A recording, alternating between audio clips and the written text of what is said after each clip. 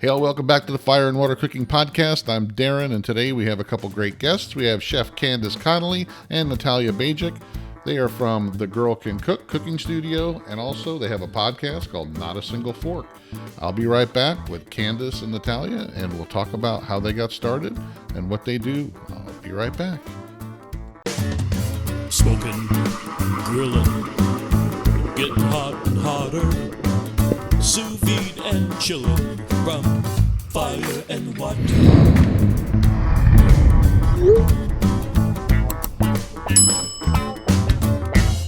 Hey, all, I want to introduce you to a company I just started working with, Fresh Jack's Organic Spices out of Jacksonville, Florida.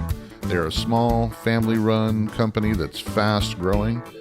I've tried a bunch of their different seasoning blends and spices, and I can tell you they're all fresh, all organic. None of them contain artificial flavors or sweeteners. None of them have anti-caking agents or preservatives. They all taste like they were just made for you yesterday. Check them out, guys. They're on Amazon in the link below. They have different sample packs, different blends. Like I said, they also have the individual seasonings and spices as well. Fresh Jack's Organic Spices. Check them out, guys. I love them. Welcome back to the Fire and Water Cooking Podcast. I'm Darren. I'm your host, of course. And today I've got a couple great guests that very interesting. I like to find different people that have different backgrounds that love to cook. And I think I found one with Candace Conley and Natalia Bajik. Is it Bajik? Banjack, yes. Bajik, okay. They run the Girl Can Cook Cooking School, and they're right outside of Tulsa, Oklahoma. And they also have their own podcast called Not a Single Fork. Welcome, Candace. Go ahead and introduce yourself and tell us who you guys are and what you do. Well, hi, Darren. Thanks for having us. I'm Candace. I'm a chef. I'm the chef, although most people think Natalia is one as well. This is my trusty sidekick, Natalia Banjack. We've been working together for over 12 years. 12. It's actually over 12 years, probably 14 years. Yeah. Because we worked together before we started the cooking classes. So we have a cooking studio and catering kitchen in Broken Arrow, which is a suburb of Tulsa. We've been here for almost 7 years, and we were in Tulsa proper for almost 5. So we've been teaching cooking for a long time. Yeah. That's awesome. Now, I like Tulsa because it's home of one of my favorite grills, the Hasty Bake. So did you guys ever have any experience with the Hasty Bakes, or do you go down by the store there? Or? I've eaten a lot of things off of Hasty Yeah. Bakes. Most of my friends have one, so whenever we go over there and they grill and they do stuff outside, then it's on a Hasty Bake, and it's delicious. Yeah, I have one on my backyard here that I got sent from them to do some videos and stuff on, but I really love it. Once you get outside of that area, though, people don't really know who they are, but they've been around since the 40s, and it's an amazing grill. Right. I love it. Right. And it's a very iconic looking grill, but they're growing. Some of the stuff that they have built into that grill that's been around for so long, and some of the other grilling companies are starting to incorporate. So Tulsa is your hometown, then I'm taking. That's where you kind of were born and raised, or? I was born and raised in Tulsa, left like most people do, because it's a relatively small town in Oklahoma, and you have to go see what else is out there. Now, I can't speak for Natalia. She is not from Tulsa. I'm not. I'm born and raised in England. I'm British. I know you can't tell. My family is Serbian, so I didn't grow up with a typical English culture, English food, thank God. Although the takeout food is delicious, the Indian food, the Chinese food, but the English food sometimes, some of it I love, but some of it is kind of bland. So we grew up with a lot of Serbian food, Serbian influences. Then moved. She's much more interesting than I am. No, that's not true. She's been around the block a few times. Her nickname is Gypsy. Yeah, my friends call me Gypsy. So there you go. So you both you said you've been working about 15 years together now? It's probably pretty close to that. Yeah, we've been doing this for 12, and then we met in the restaurant business. So gotcha. So go ahead. I'm sorry. Candace, you got an interesting story. So I like to have some people that have different backgrounds, and some of the people that I thought maybe had culinary backgrounds to start out with, like Kenji Lopez Alt, he didn't even study in culinary school. He went to school for architecture, and then worked in a restaurant and fell in love with it, and that's how he got into cooking. So I hear that you actually have a PhD in psychology. Is that what you have? I have a PhD in clinical psychology. Yeah. Yeah. I worked as a psychologist for almost 15 years. And it's one of those things where, and we talk about this all the time, not necessarily about psychology, but what happens is I get bored. And so I'm like, well, what can I do now? And so I always cooked. My mom was an amazing cook. And but she wasn't a good teacher. She was one of those that just, shut up and watch, and I'll show you how to do stuff. And so that's where I started learning about cooking, but it never, I was a child of the 70s. So when I graduated from high school and went to college, a degree or going to culinary school was not okay. Especially for women. Yeah. And coming from my family, definitely was not okay.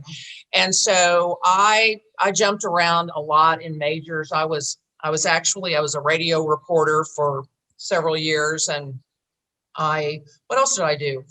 She's not going to say this because she doesn't toot her own horn, but she was one of the first females in radio in Tulsa. So that's pretty cool. Wow. Yeah. So that was a long time ago. That's a very cool story. Yeah. Well, yes. And it was interesting, and I covered a lot of interesting stories, but it wasn't where my heart was. It was fun, but it wasn't something that I just, couldn't wait to do. So lots of other things happened. I did go to graduate school. I did get a PhD in clinical psychology, and I love psychology. It's one of those things that comes naturally to me, kind of like cooking comes naturally to me. And so it was an easy thing for me to do. So I did that. And what happens in psychology, especially when you are a PhD psychologist, is you look for ways to what separates you as a psychologist from another therapist. And the thing that separates you is that psychologists, we're trained to not just administer psychological tests, but do the actual interpretation and pull all the tests together and make recommendations for treatment and that sort of thing. And so most people aren't really interested in that very much. And so I like to do things that will set me apart from others, so that I'm not just, I'm just another psychologist or another therapist. So I did that for a while, and I ran a children's inpatient unit for any number of years. And it was at that point that I got pregnant with my first daughter, and I said, okay, I'm done with psychology. Although I continued doing some private practice because, funnily enough, my ex-husband is a psychiatrist. So we were in practice together for a while, and we're not going there. Okay, that's fine. Just FYI. But I did that. And then I also, I did work for nonprofits. I did groups and things like that. So I continued to keep my finger in it. But then my family is one of those where they like to do a bunch of they've got their fingers in everything. And I come from a background of, even though culinary school wasn't something that would have been acceptable when I was graduating from high school, I come from a family of very strong women. And my mother was in business because my father died and left her the business, and she had to take care of it. So she did, but she wasn't big on women in business. This was back in the 60s, and she thought that women should be home, and she just unfortunately couldn't be home. So she set the example for just taking the bull by the horns and going. And so we would end up doing lots of dumb stuff. Caught myself. You did. And yeah. And so one of the dumb things that we ended up doing was taking on a failing restaurant, because they were at that time I was doing a lot of cooking, and I would entertain, and people would say, oh, why don't you have your own restaurant? Why don't you cater? Why don't you do this? Why don't you do that? And I was just like, no. I don't want to get in. I've got little kids. I can't get into that business. Well, I end up in the business because my family jumps into it. And I ended up running. Well, wasn't that dumb? That's where I came from. Yeah, we met her. Yeah. But my, I learned how to cook on a line in a restaurant. The stress of doing that and getting dishes out. Then I worked also front of the house, and that's where we met. Natalia came on as bar manager. Mm-hmm. Yeah, so she's a bartender, and she ran all the servers and back of the house staff and that sort of thing. And we just connected. We just clicked. Yeah. Cool. And we just kind of ran the place together. Now, what kind of restaurant was that? Was it more of a white tablecloth, more of a diner It was fine type? dining. Fine dining. It was fine dining, but it was American contemporary, and the place where we were located, it was all very hip and all that jazz. And people who traveled a lot and they would come through Tulsa, they loved our restaurant, but people in Tulsa weren't ready. We were ahead of the curve, basically. Yeah. And so it just wasn't, it was doomed. Well, there were a few things against us. I mean, first of all, she had gone in with her family to try to fix this failing restaurant. Then we did our best. There was a lot of construction that happened. Then the ice storm, we had a huge ice storm in Tulsa in 2007. And then, we were just like, this is not working. Yeah. This isn't working. Yeah. So we shut that down. And then, we talked about what if it was about a year in between shutting that down and opening the kitchen, right? Yeah. Yeah. I think it was about a year. So we kind of in that year talked about what we wanted to do next and like what that transition looked like and how we wanted to execute that, where that wanted to go. And because we knew we wanted to do it together because we just did everything together. Well, and one of the things that happened while we still had the restaurant was there was a business next door called the Viking Gallery, and it was run by one of the regional appliance businesses, and they had a place in Tulsa. And so this was kind of a satellite for all their Viking appliances. The manager one day, knowing that I came from a teaching background in psychology, she said, well, do you want to try teaching a cooking class? And I said, sure, why not? I've never done that, but okay, which is what I do. And so it actually turned out to be a cooking demo. I flew by the seat of my pants. I didn't really know what I was doing. But everybody loved the food and loved the way that I taught. So that started me thinking, well, maybe the next step is some kind of teaching for home cooks. And then I would also go out to the big store to teach because it was full of teaching kitchens and still is. They're all demo kitchens too. So then again, while she was in that and doing that, we thought, well, how can we do this and do it better in a different way? Yeah.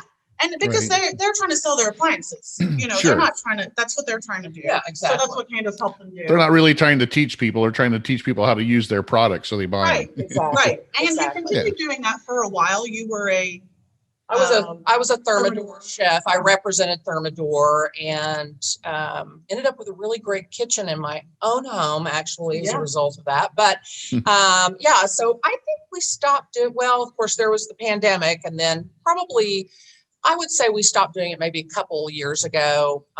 It just it wasn't going anywhere. And the guy who really got me into it, he changed jobs, and things happen like that. So yeah. Yeah. Then we picked up and the kitchen was kind of born. And what year was that? 2009. Okay. We started the kitchen in Tulsa. And it was a small Old house. So we had to kind of make do with the space that we had. We could only get 6 to 8 to maybe 10 at the most people in there. Yeah.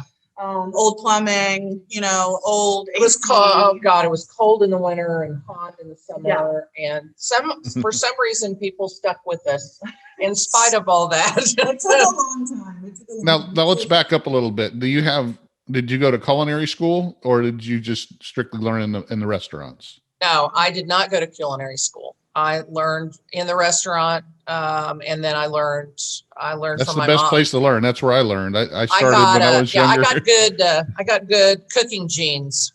Yeah, that's where I learned. I started, in the restaurant business when I was 16, washing dishes, worked my way into the kitchen and into the line and all that. But We I strongly found out- believe that's the only way to do it. Yeah. But then when I got older and had a baby and stuff, I really found out that you can't make a whole lot of money in it. And the hours are kind of, off-putting. So I went into the banking business, but I always loved to cook. That's where I got my love for cooking was, helping my mom in the kitchen. But then I really loved to cook, but I just knew I couldn't do it as a career. I knew I didn't want to open a restaurant because I know I've seen too many of those fail. No matter how good they are, they can run for a year or two and then, something changes and everything goes to heck. So, they're really hard to keep afloat no matter how much you love to cook. So, Yeah. but True, I've true. always loved to cook, and I've always done, and that's kind of why I started what I do, is because I love showing people how to cook and I love showing people different methods and all that. So it sounds like you both have a passion to help people and teach people. So do you use your kitchen for just the cooking classes, or do you lease it out to food trucks or anything like that? When we started out, our idea was that we could do that, rent it to people who, they wanted to start making, something, or they had a food truck. We had capabilities to be that. It didn't work out great. Tulsa's, it's growing, but it's not a huge place.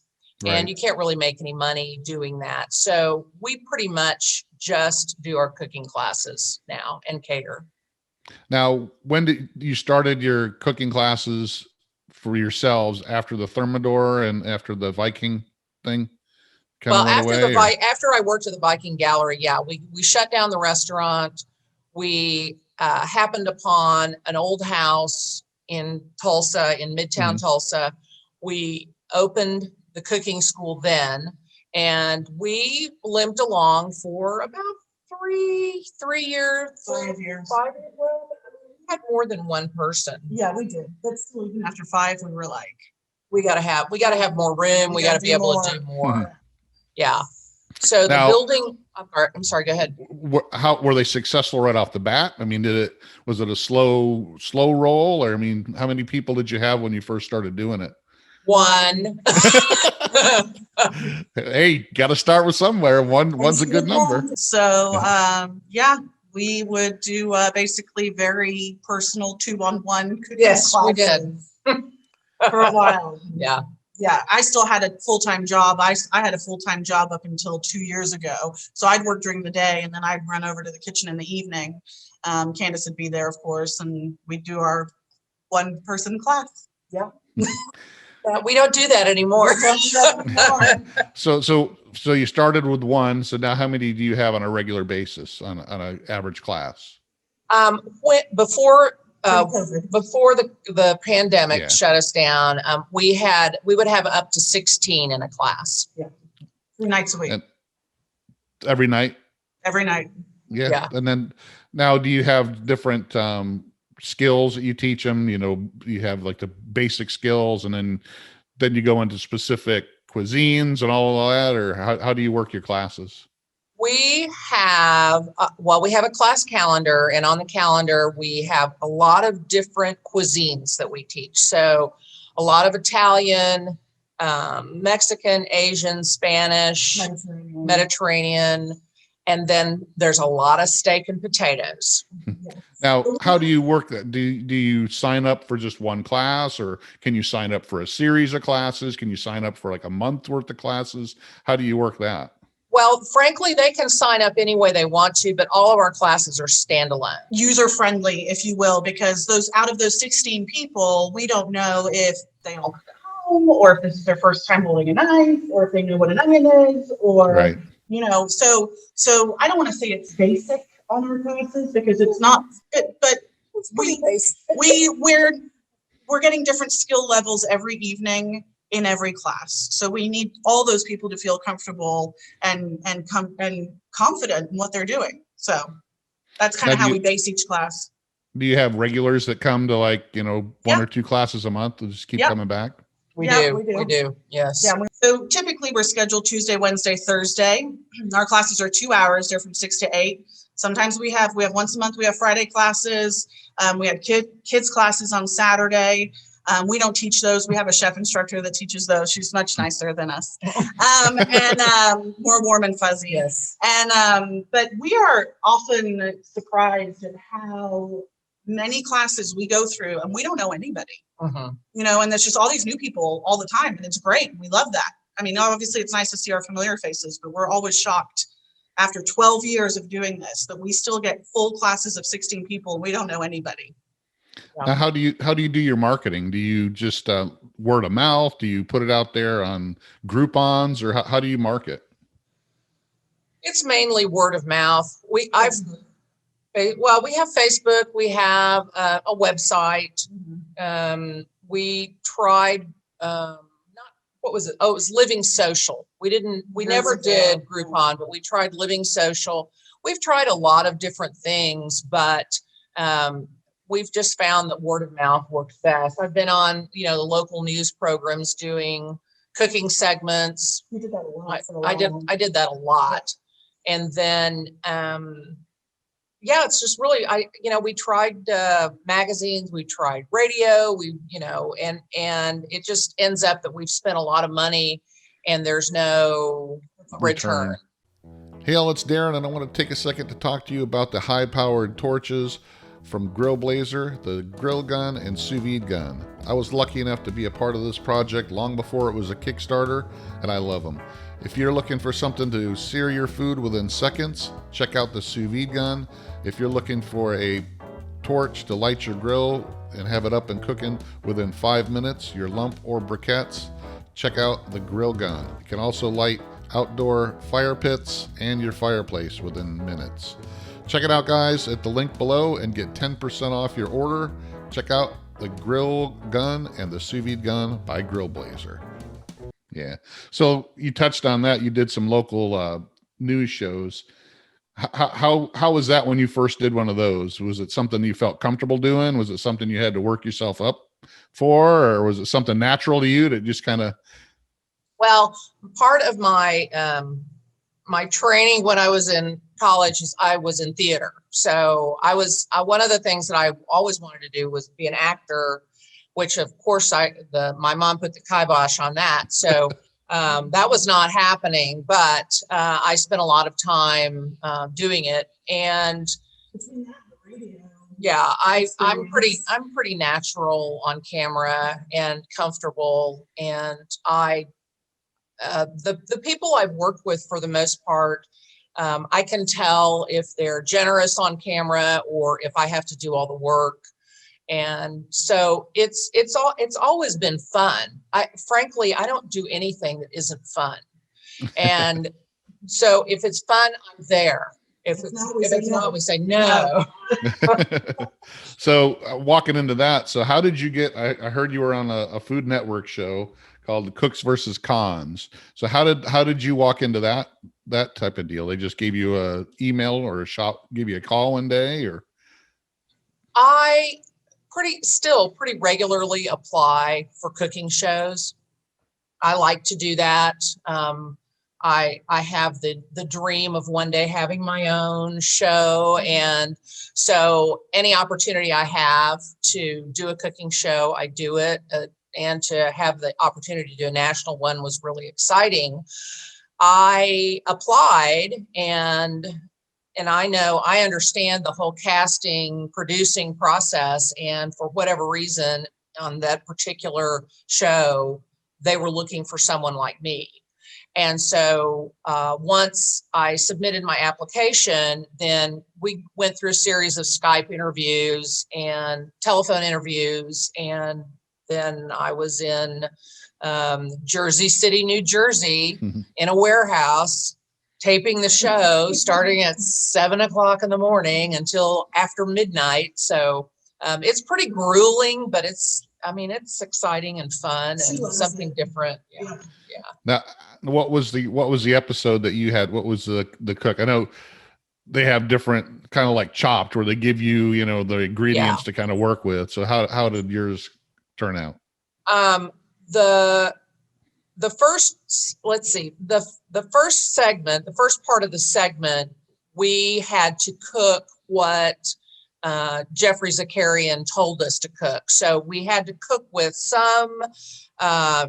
we had to do something with chicken, and then we had to use some pineapple things. So it could be fresh pineapple, it could be pineapple vodka, it could be pineapple, dried pineapple. It was just all kinds of pineapple. And you had to take chicken and make something with chicken and pineapple. So that was the first round. I won that round. What did you make? I made chicken milanese with a salsa that incorporated pineapple and bell peppers and that kind of thing. So it sort of was Italian Mexican. And then the second round, you had your choice of what protein you could use, but you had to incorporate some type of potato product.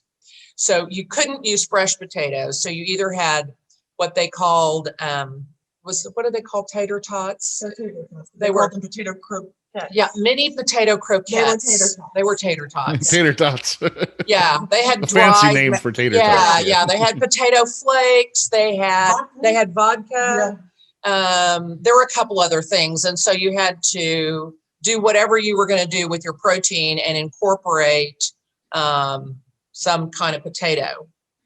And so what I made was I went strictly Italian on that one and made sauteed pork tenderloin with marinara, and then I made what's called a frico, which is traditional to the north in Italy. So it's like it's a potato pancake basically.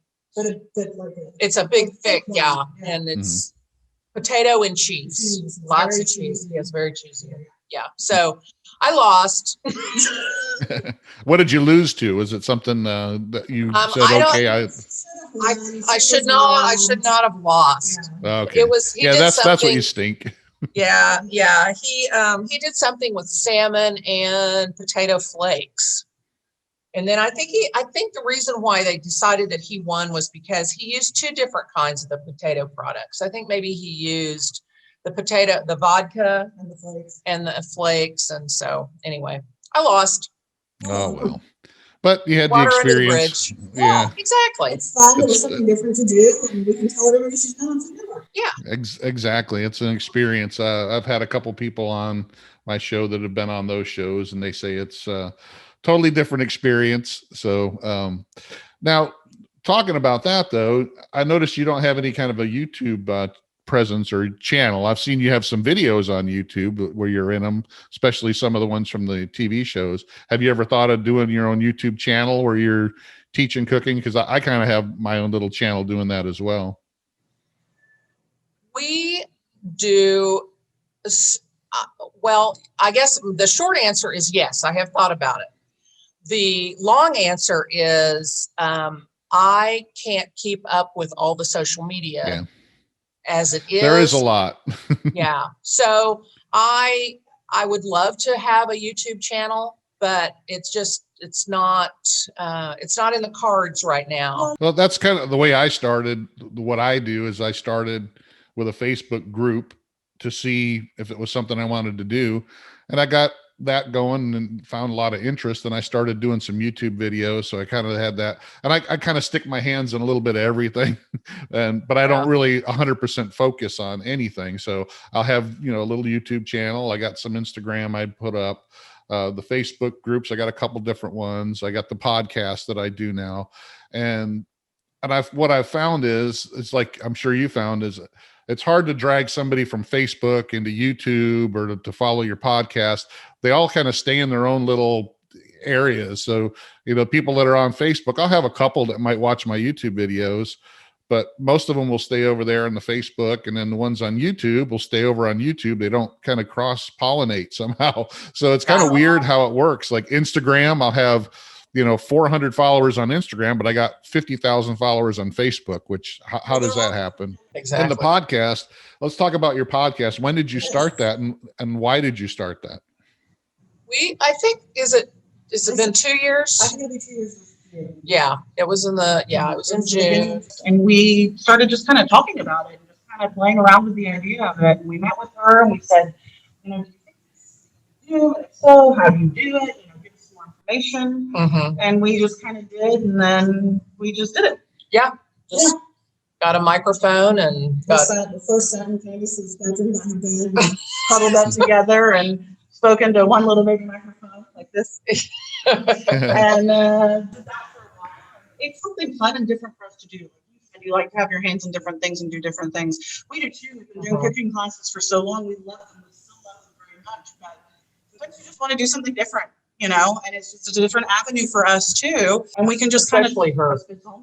Yeah. And then we can just talk, and we can just I can't think of any words right now.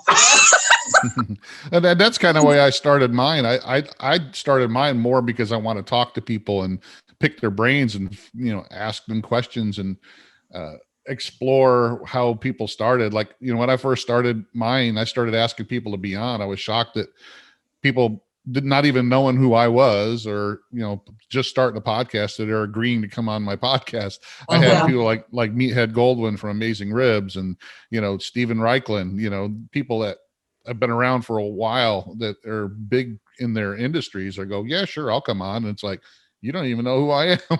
I just started. I got like 10 listeners, and they're like, who cares?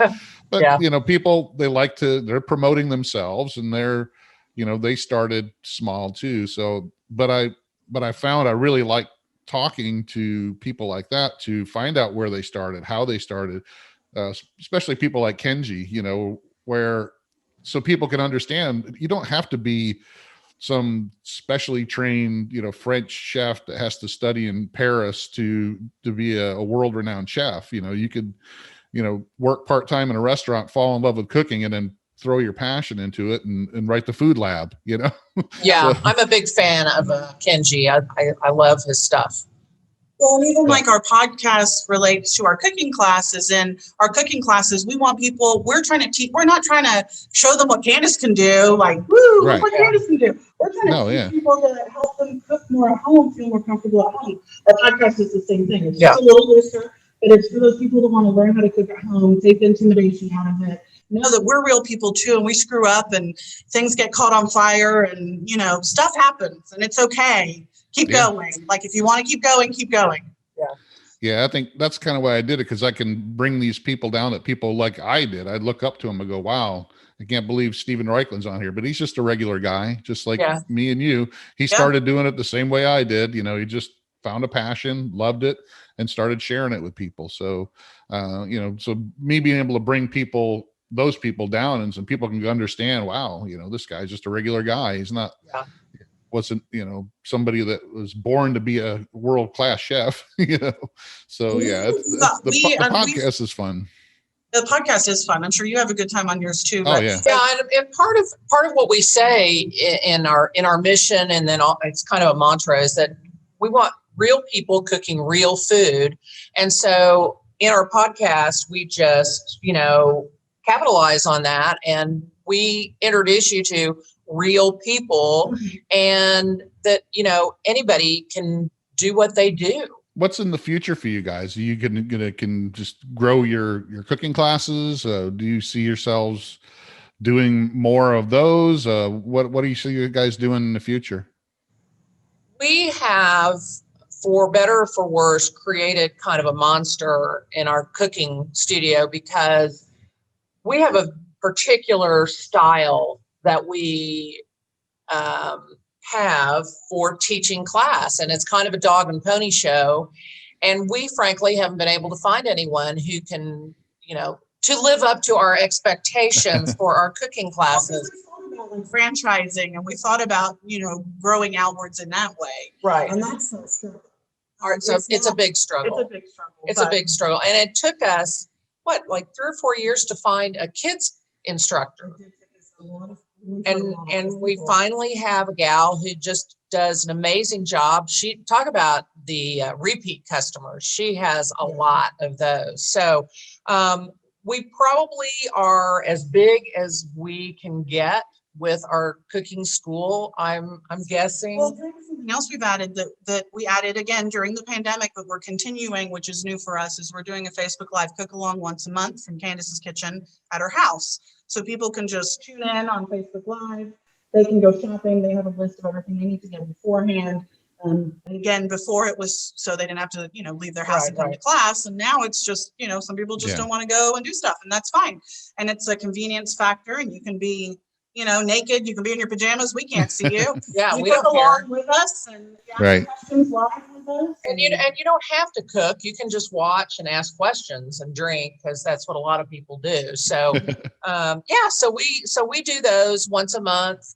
And we have played around with the idea of a restaurant. We have, even though we said 12 years ago, we'll never do this again.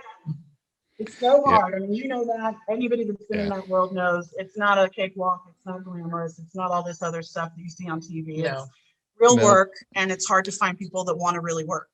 It's not just about having great food. You got to watch the people that are working for you. You got to watch, cost controls and food, and people just don't understand. The more menu items you have on a menu in a restaurant, the more cost it's going to be, more waste you have, the more things you got to try to make out of it. Yes, so exactly. It's very, you go to a restaurant and they've got 562 items on their menu, they're losing money. Yeah. So yes, absolutely. It's crazy.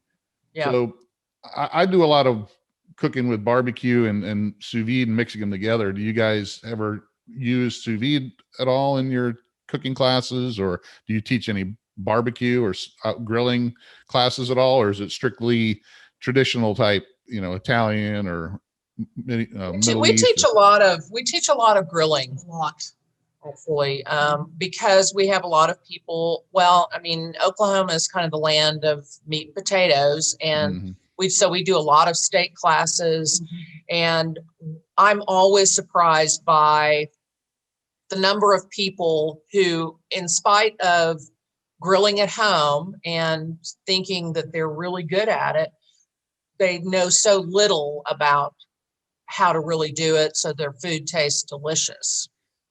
So we do a lot of grilling. We do a little bit of barbecue, not a lot, because it's time consuming, and we have a limited time period, and also I think people can only pay attention for so long.